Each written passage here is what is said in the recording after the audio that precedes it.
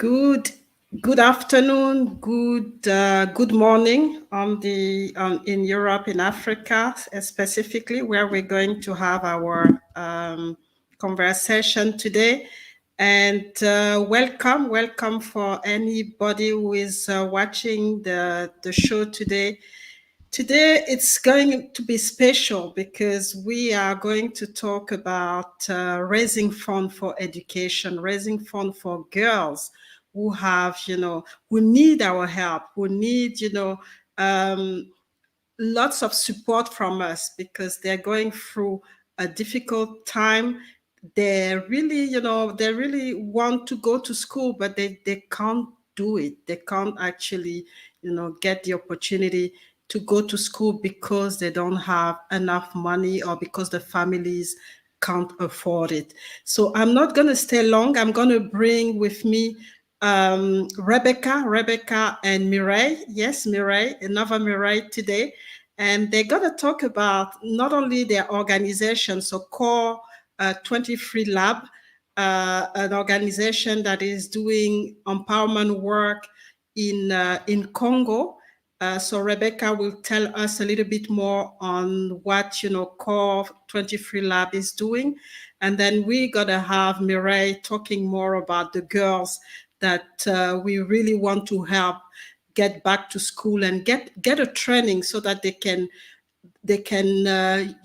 empower themselves financially and get to have a better life.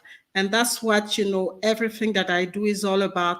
Make sure we always talk about engineering greatness wherever we are, which is about making the world better for anybody and not let anybody behind in everything that we do. So let me bring the two lady with me. It looks like they've disappeared, but they're coming back, and then we'll be starting with them.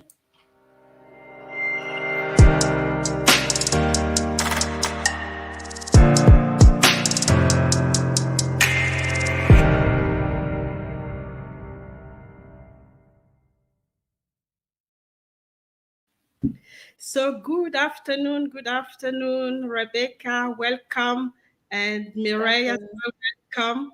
I'm really excited to know a little bit more about what you're doing, the great work that you're doing to empower girls in particularly in DRC. But I think it's also a good blueprint for other people to learn about what you're doing so that they can themselves replicate what is done there and help the continent, especially those girls that can't actually have enough money or don't have the finances or don't have relatives that can support them. So I'm gonna first start to ask you to introduce yourself. Let us know who you are, and then we'll talk about Core 23 Lab, which is the organization supporting this effort, but also have Mireille to talk a little bit more about the girls.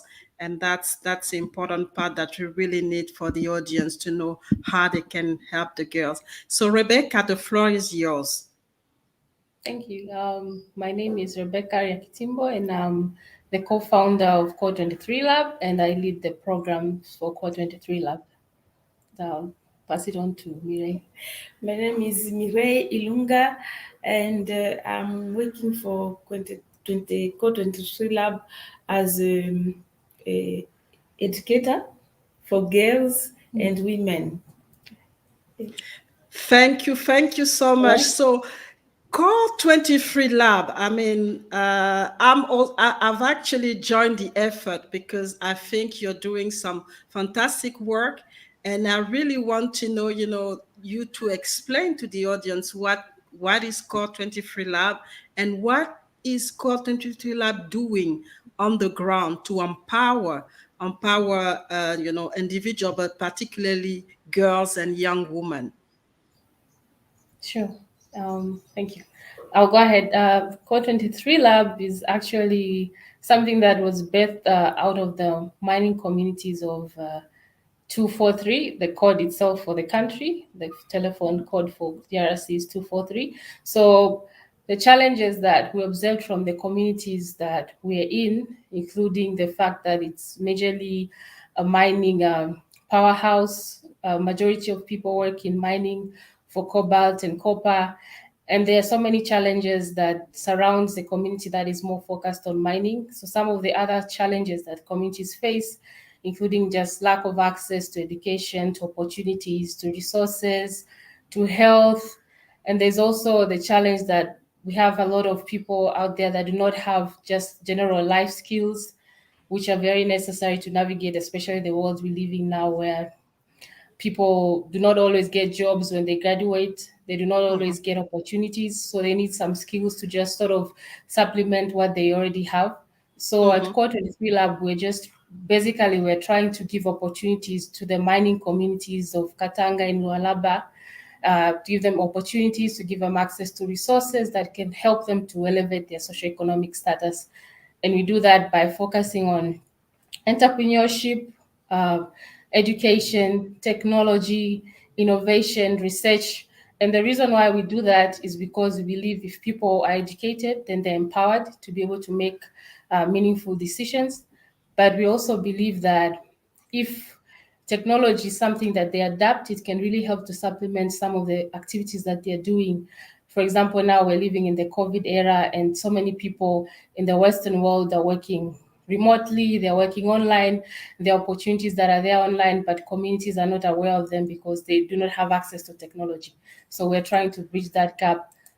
But we're also looking at entrepreneurship because in the world we live in now, the workforce is changing. People are getting different kind of jobs. The jobs are not always there. So we believe people can be able to create their own businesses, create their own way of making a living, which will be very helpful and impactful to them. So we are trying to bring that education of entrepreneurship, make sure that the youth, the women, the different groups of people in the community, they learn what they can do. How do you go about entrepreneurship? How about entrepreneurship in the digital world? And things like that. But we also look at research because we believe that if we're going to drive any change, we need to have data that can back up what we're talking about, something that can enable people to know that this is how the situation is, and these are the Mm-hmm. steps you can take to change what is existing. And how we do that mostly is through awareness raising. So we do a lot of outreach. We train, like what Mireille was talking about, providing education to women, youth, different groups that exist in the community. And then we also just try to identify some of the challenges that the communities face and try to meet them. And another thing that we're currently working on is we're trying to set up a hub where different people, youth, women, can be able to come learn some skill, access to technology which they probably don't have at their home, such as smartphones, computers, a way for them to just learn and engage with the technology, become innovative, and work on different things in that. So how can you be able to join and support what we're doing? So in the trainings we do, we are always looking for people to provide support. You can train virtually. You can support financially the projects we do. Mostly what we do, we fundraise amongst ourselves, but we also sometimes we reach out to people who can support, donors, any individuals who want to just push the work forward. So you can help us in that way, but also providing mentorship. Sometimes we meet young girls and youth out there who are trying to get in a certain field, but they don't have the models to sort of provide them with guidance how they go about that space. So we are always open to getting more mentors that can provide that support to the people that we meet in our communities. Mm-hmm. So, Lilian, yes, it's happening in DRC. So that's in DRC, in the Katanga region. That's where Mireille and Rebecca are located. I'm actually part of the board, advisory board of Core 23 Lab. Rebecca reached out to me, and I've been working with Rebecca for several years now, and she reached out to me on how I can help. And putting this together is an help in itself. So anything that you can support the project with is very important. And I think the key thing is mentorship, like Rebecca was saying, mentorship, and also financially, because they need the support. even if they are in a mining town. And I've worked in the oil and gas. It's the same. Normally, the people in those mining community are actually the poorest, which is sometimes very controversial. So that's I think the way you can help. Otherwise, what are the key challenges before we go to Mireille and talk about the girls that we specifically want to help right now? So, what are the key challenges that you have, Rebecca, running such an organization, such an important organization, but at the same time, you know, there are a lot of challenges, and I really want to explain to us the key challenges, and again reiterate where anybody in this audience can help you. Okay. So I think the first major challenge is resources. There's so much to do and so many people who need assistance, but we do not have enough resources to reach everyone. So there are limitations to what we can do because of the resources we have. That's one thing that I can say is a big challenge to us as an organization. But at the same time, another challenge is also we meet communities that also have very low literacy levels. So there's a challenge of us. We have to go through a whole process of getting them first to understand, providing them with just the basic knowledge to understand why we're doing this, why it's important, why it's useful to them, and then now move them to a stage where we can now say, okay, we're going to teach you this, or we're going to help you to do this, and this is what you can do with it. So there's that challenge as well. But if we move beyond those challenges themselves, just the basic challenges that exist in the communities, I talked about lack of employment, it's very high. I talked about the fact that people do not have the household incomes of most of the communities is very low. They cannot afford to do much with their lives. But there's also just the cultural norms that also interfere with access to things like education and technology. And there's gender biases as well that exist in the communities. But then there's also just the challenge of when you're giving people access to technology, but then they do not have food in their home, they would question that because maybe food is a priority at that moment than them having access to a computer. And then there's the challenges around just navigating the fact that we live in a community where people believe the only way that they can sustain themselves or make an income is through mining. There's nothing else Mhm. that is there. So just getting that knowledge for them to see that there's diversity. You can do farming, you can be a trader, you can do work on computers, you can create programs. So there's that aspect of just getting people to understand diversity. But I would really say the big challenge we have is we need to reach more people. So we need more resources, we need more people who can come on board and say we can help in training, we can do mentorship, because those are things we are really lacking resource in terms of manpower and finances. I think I would say that part is the huge challenge for us. So here you are, Liliane, your response. So support for mentoring and training, and also finances. I think that's the resources that are key for this project. So thanks a lot. Thanks a lot, Rebecca. Mireille, so Collab 23 is supporting the Sauti project. Can you tell us a little bit more about the Sauti project? Um, in Sauti Project Core 23 Lab, we train the girls. We have the girls, most of the girls we meet, they don't go to school. They don't go to school. Why? Because of the income of the family is very low. Mm-hmm. The parents, they have many children. Most of the children, they don't go to school, especially the girls. They Mm-hmm. don't send the girls to school because they say they will get married, they will do nothing. So the girls must be behind and they send the boys to school. It's why we are teaching them. We want somebody to help them so that also they can go to school, to give them the chance to go to school, and also to educate those families that have a lot of children on the family planning methods so that they can reduce, they can plan, have Mm-hmm. the size, the number Of of the children, yeah. yes. Yeah. But English is just to not add on easy. what Yeah. you're saying, English is not easy. Yeah. well, just to add on what she's saying, so along with the clinic she runs and the place where most of the girls we reach out to are based, we also try to provide them with health support in terms of menstrual hygiene. Jean. So yes, so she usually leads out the training on menstrual hygiene, providing them with such education, but we also providing just basic life skills like some girls who do not know how to read and write, how to maybe cook or make things that can help them make an income. So those are also Mhm. part of the things that are done. Yeah. Okay. All right. So let's watch. Hope I can have this video here, and we can watch a video and then come back again to. It will give you an idea of the whose girl they are talking about, and appreciate what the challenge, and see the challenge by yourself. When you watch this video. Let's try to have it.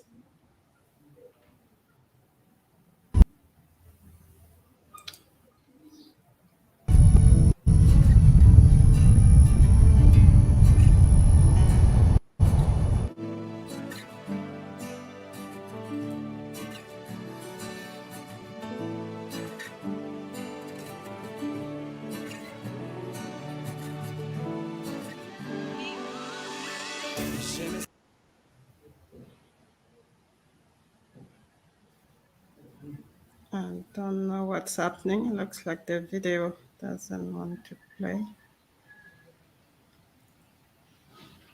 Okay, all right.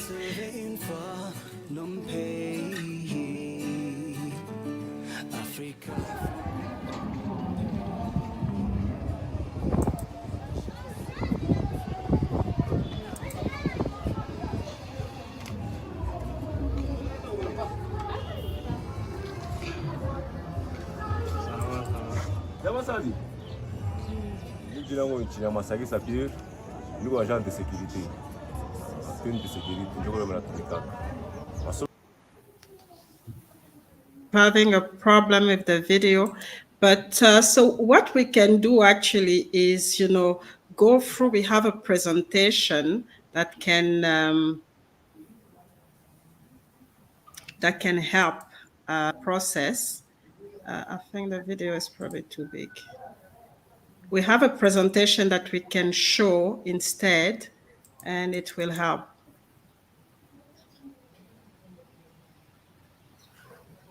Okay.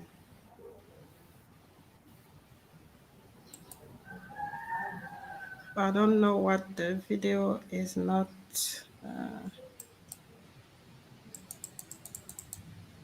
trying to remove it.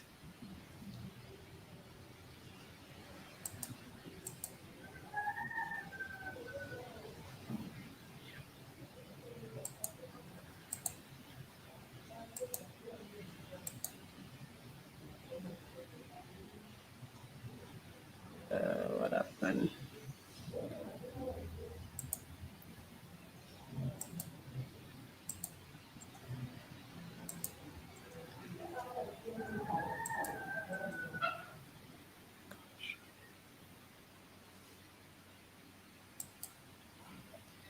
So we're having problem with the video. Moi ya finance ndio ya kushinda zaidi. Parce que watoto vile vile evolue, ndio nenda bien mais makuta ndio kidogo turangala kuna pesa kwa shit mashuka. Okay, I'm trying to stop it, but so we have trying to stop the video, but it doesn't want to go. So I don't know.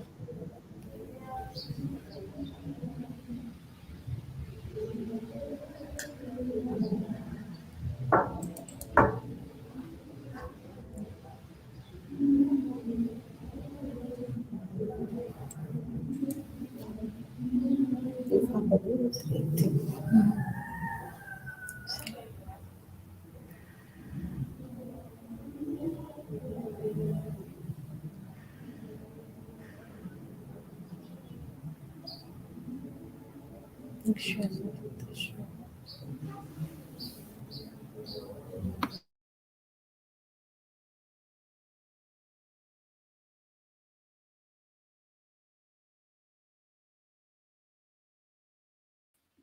We are back. So can you hear me? Yes. Yes. It looks like we can't have the video. So there's a comment here. We would love to create a small mentorship program in a few weeks. And then later when I launch my what is it? I intend to be able to create some funding for you. And this way we can create some program to educate some of the women on a smartphone and some of the form. So please account, have your name. Can you tell me your name as well? Because it's just appearing on LinkedIn users. So what I'm going to do is try to pull up a presentation so Mireille can have a little bit more to say on the program. And then and I think it will replace the video in a way, if we can. Okay, so I'm here. I share my screen.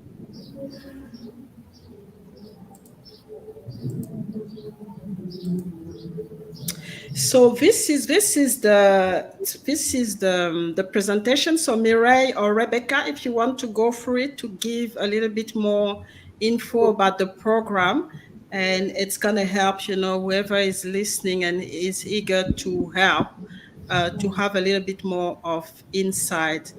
Um, so let me know. Okay, sure. Um, can you minimize the comments so I can just follow the presentation? Okay, so no, I'm having problem here with everything today. Okay, all right. Yeah.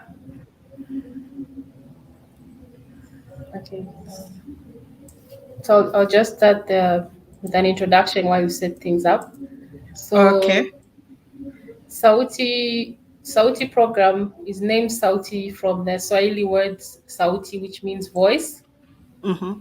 And the reason why it's called Sauti program is because we realize that the majority of women and girls in communities do not have a voice. Do Mm-hmm. not have a voice in terms of they do not have power to make decisions. They do not have the voice to be part of decision making. They do not have that ability to be able to go out and reach to their full potential. So we thought that this program can give them a voice, give a Mm-hmm. voice to the women and girls so that they can be able to access opportunities to speak out for themselves, to be able to reach out and do stuff, create projects and things like that. So that's the reason why we named it Sauti. And we are really trying our best to make sure we can give them that opportunity to access those opportunities. Mm-hmm. For I think I gave an introduction of Collab, so we can move to the next slide. So the Sauti program, it started in 2020, last year, and most of it revolved around providing menstrual hygiene education when we started. But then after talking to the women and girls that we were meeting, we realized there were more challenges than just providing menstrual hygiene education. So after that, we realized that we had to move beyond just addressing period poverty to addressing the other challenges that they face. We can move to the next slide. So what we do is we do training sessions, and we do that because we learned that there were a number of challenges that the women and girls in mining towns, such as the one we live in, face. One of them is that men are given preference to education than women. So most families prefer to send the boy child to school than the girl child. Reason being what Mireille had mentioned earlier, that they believe that even if they invest in girls' education, they will get married and then it won't come back to them. So they feel it's a wastage. And then we find that most parents also they cannot afford to pay for the education because they have small incomes. Some of them live hand to mouth. They work on a daily basis, and if they get maybe 3,000 francs, that's what they will use at their home that day for food. And then they also have other responsibilities. Some are renting houses, they do not have a physical space of their own. So addressing all these basic needs, they find that education is low on their priority list. But then they also lack opportunity to get life skills. They just going to school does not provide them with enough education. They learn just the basics, but then there are some who do not proceed beyond secondary level. So if they do not have life skills, they don't know how they will navigate the world afterwards. And then there are also just few activities for girls who have dropped out, either they did not finish school or did not go to school completely. There are less opportunities of what they can do to build on it and maybe get some income. Next slide. So what are the numbers we have so far for Sauti? So we have reached at least 200 plus girls through the menstrual hygiene and through also the life skills training.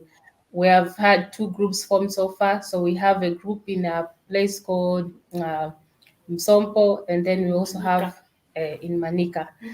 So those are two mining villages that have already been, mining towns that have already been reached so far. Next slide. So some of the classes we provide, there's a tailoring class where we provide them with learning how they can just do tailoring for clothes, because it's a big business for some of the ladies out there who are able to learn tailoring. They can then open their shop, receive orders from people to make clothes for them, and that's where they make an income. The next one is cooking classes. So we learned that some of them, beyond just the basic cooking that they learn at home, there's the cooking which can also give them an income. For example, learning how to bake, baking cakes, making creative things which they can maybe then package and sell in markets or take orders to make like cakes for wedding and things like that. So the cooking class revolves around that. And most of these trainings, they come out because of the needs the girls themselves identify, that I'd love to do tailoring, I'd love to bake professionally, things like that. The next one is literacy classes. So some of the girls we meet, they do not know how to read, they do not know how to write.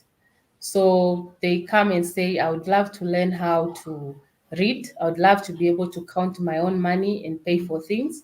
So we try to start giving them that education, though it's challenging, because we do not have a specific teacher on literacy. So we just try ourselves, amongst ourselves, to teach them how to count, so that they can be able to at least read and write. The next one is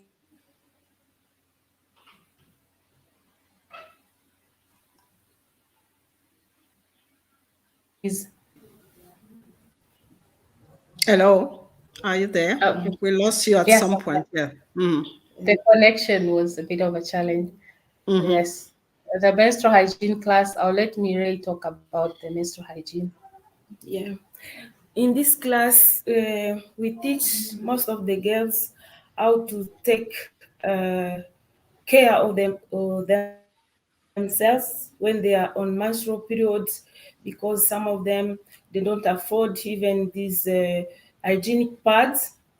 Sometimes it's very difficult, so we teach them the all the means to take care of themselves when having menstrual period. Also, the messages in other places, in other culture, is somehow is not good to tell, because if you are in period, you have to hide yourself, not to show yourself. So we teach them that it's not a problem. You can bath yourself, you can put your pad, and then you do other work instead of seeing it as a taboo. I don't know if you Mm-hmm. understand taboo. Yes. Mm-hmm. And also in this class, we teach them how to count their menstrual cycle, and then how to continue, How to calculate. how to calculate the menstrual cycle in this Mm-hmm. class. Yes. We do that because also some of the ladies or the girls in those communities, they are victim to teenage pregnancies. So we try to provide them with education to but also just for them to be aware of how they can stay safe and or how they can keep themselves clean during menstrual periods. Why also we are doing this? Because most of the mothers, they don't tell when the girls is getting his menstrual period. They don't tell her what to do, how to take care of herself, because the mother is shy to tell everything to the girls. So it's why we are taking over. We are like the mothers for them to explain everything, what is happening while the girls having menses, this and that. Yeah. So I'll just share some of the cases we have experienced. For example, the lady in the picture, she's called Anne, and we have worked with her on the Sauti project, especially at one of the towns called Msompo. Anne is a very hardworking lady who had to drop out of university. She was studying a criminology degree, but had to drop out after she had an appendix operation, which the parents found costly. They could not afford to send her back to school. Then the parents also had other health complications. So she ended up dropping out first year. So afterwards, she's just been doing jobs as a maid in different houses, working for Indians in their restaurants and things like that. And she's during that process of trying to learn new skills, she started learning how to braid people's hair. So Anne has been attending our sessions at the Sauti program, trying to learn newer skills and also sharing her skills on how to braid hair to the other girls that attend. She wishes to complete her education, but she cannot afford to do that because now she's living hand to mouth, and then she has also siblings that depend upon her. We can share also another case study of another lady who's called Esther. She was also in the same group with Anne, and she comes from a family where she's now raised by a stepmother. And the challenge with that is she's not provided the same opportunities as she was being provided for by her parent, her mother, when the mother was there. So now she had to drop out of school and has been out of school for a while. She wishes to learn more about tailoring, and at some point, her parents had put her up to learn some tailoring, but they did not follow through with the payments for her trainings, which meant that she had to drop out of that as well. Because of dropping out, she then now found no place to learn tailoring to advance her skills. So through the Sauti program, she started coming and attending and learning more about tailoring. And she really hopes that she can be able to either take forward the tailoring career or at least get to complete her secondary school education. So we're just trying through the program to see how we can help her, either by making sure that she gets the skills in tailoring well enough to be able to even start her own place or go back to school and complete her education at least. So most of these ladies who come, they also have a lot of challenges. They have learned a lot of stuff along the way through the program, just the skills we are trying to provide for them. But they also have individual needs that some of them want literacy class, some want cookie class, some want just tailoring. So we have to try. That's why I mentioned resources as a challenge, just being able to have that resource, to have people who are willing to train them for free or just provide them the mentorship. And then after we give them the training, what next? If they do not have if he does not have a sewing machine, even if she knows how to tailor clothes, she cannot go and tailor. If they do not have baking equipment, even if they learn how to bake, they cannot go and bake for a living. So those are some of the challenges that we also still face, and we are trying to see how best we can help them to move forward with the skills that they gain. Next slide. So, why are we fundraising to send the girls to school? So, according to the UNICEF statistics, there are nearly 7 million children between the ages of 5 and 17 who are out of school in the Democratic Republic of Congo. And majority of them, they are girls. A high percentage of those who are not in school are girls. So we found out that most of the dropout of school is because of finances and also the gender biases of the communities towards girls' education. So majority of the girls that we empower through this program, they have voiced their need to go back to school or to get some form of tertiary training, to get just some life skill that they can make use. So what we're doing at Core 23 Lab, because we believe in equality, we believe in equity, we believe in empowering both genders.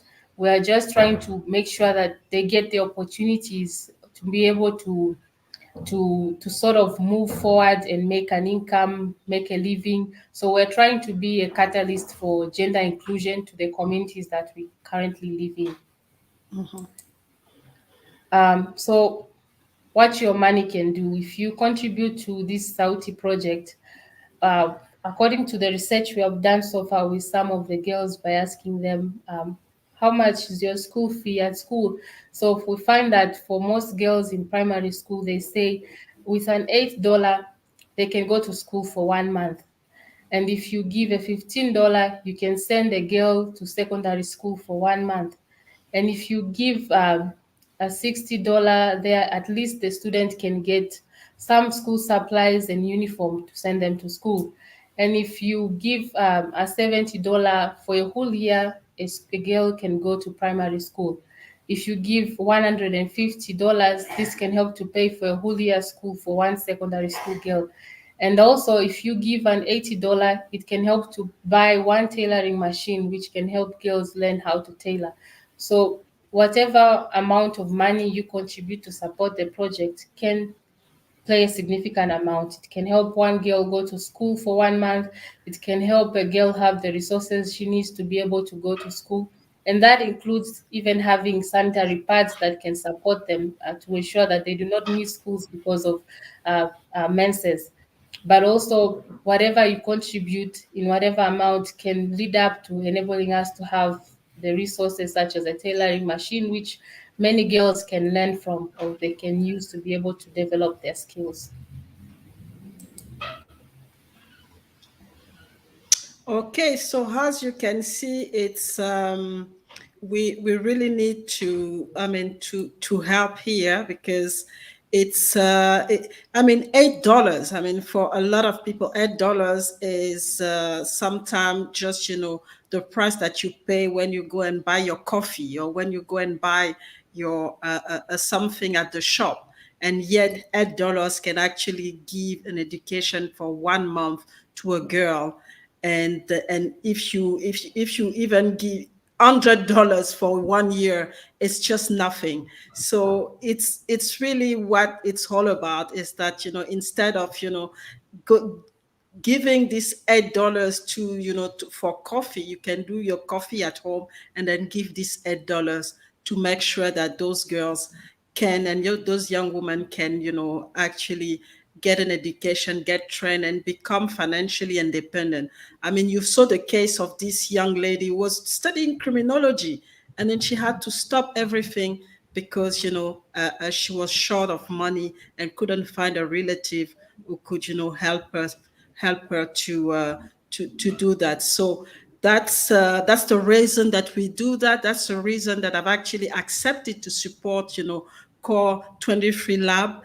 I've known Rebecca, like I said, for many years now, and I know that she's doing an amazing work. She did an amazing work when she was in Tanzania. Now she lives in DRC, and she's really, putting the structures and the platform to make sure that she can empower girls, and anybody, youth in particular, to be able to sustain themselves at a certain point, and get to contribute to the economy locally, because that's also what it's all about. Is, if you have all those unemployed people, your economy will suffer at a certain point. So by helping them, pushing them, you basically, also contributing to the economy of, not only of the community there, but of DRC, of Africa.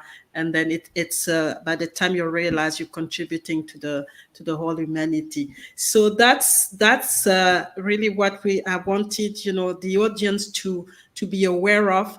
They are, areas and community that we can help.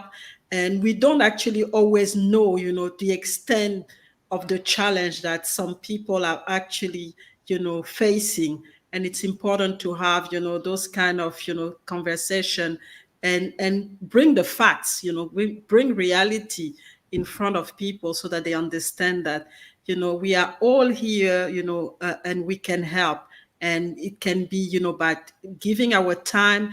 It can be by giving a little bit of money, because like I said, $8, $10, $15 to send somebody to school is just nothing. Or we can, even if we are not in a position to do that, we can talk to other people, extend, the network, so that we can actually help those girls to be empowered, economically, and start to contribute to the reality. So we have quite a lot of, a lot of comment here. We have Shirley is she's watching from Nigeria. Hi, Shirley. Thank you, sis, for coming. So powerful initiative. Yes, please talk to your network, talk to your people. Those girls and young women need help. And um, if you know her, then I will come join with the project. Yes, please, Lillian. Yes, she's been doing an amazing work for a long time. You can't go wrong with her. So I'll connect you, no problem. Again, so let me interview them too on my platform, so we spread the word. So that's another, another good platform where you can also continue to bring this message, so we can really help, those girls. Liliana's a powerful and global platform as well that can help you as well. So anything that you want to add, before we call it a day. I mean, it's just the launch. We're launching this fundraising, but before we go offline and start, continue to spread the message. Anything that you want to tell the audience who is watching today? Yeah, me, I would just like to say that women and girls are very powerful and they're doing a lot in the world. I think you can see in most families, they're the producers, they're the ones taking care of the kids, they're the ones providing for their families. I think, and it's a huge population of the world. We need not to leave them behind. We need not to leave any girl behind. We need to ensure that they're empowered. We need to ensure that they have access to opportunities. And we know that if we empower them, they could become the next Kamala Harris, they could become the next Lupita, they could become whatever they want to be. Mm-hmm. Fantastic. So Mireille, anything you want to add to that?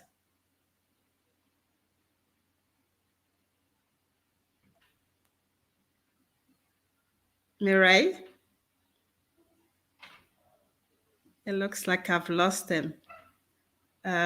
So yes, so very powerful, and I will reiterate. One of the quote that I like is, when you empower a woman, you're actually empowering humanity, and it's important. It's important that we all, make sure the girls, and especially when they willingly want to do it, we need to give them the tools and create the platforms for them to get the education that they really want, and really push for that, because sometimes it can be difficult if they're not willing to do it. But in this case, in the case of this project, the Core 23 Lab, they come at the door. They come at the door because they beg, to get this education, to get this training, and that's really already a good sign. You know that they're going to be committed, and they're going to be really, they're going to follow. And if you invest in them, you know that your investment is really gonna go somewhere. But in any way, so you've seen this project, and I hope it looks like they're all dropped out because of the internet. But so we're just gonna I hope we're gonna get them back. But the computer went off. Okay, so I just we're just gonna finish that way. It's a shame that the Mireille couldn't give us a last word, but I think the last word is really look at the number, look at $8 per month for sending a girl to school, $15 for secondary school, uh, $80 to buy a teller machine that can help 100 girls and 100 women to get the training. So when you look at those numbers, it's nothing. If you have 10 people giving $1, it's already, you're already helping $1 a month.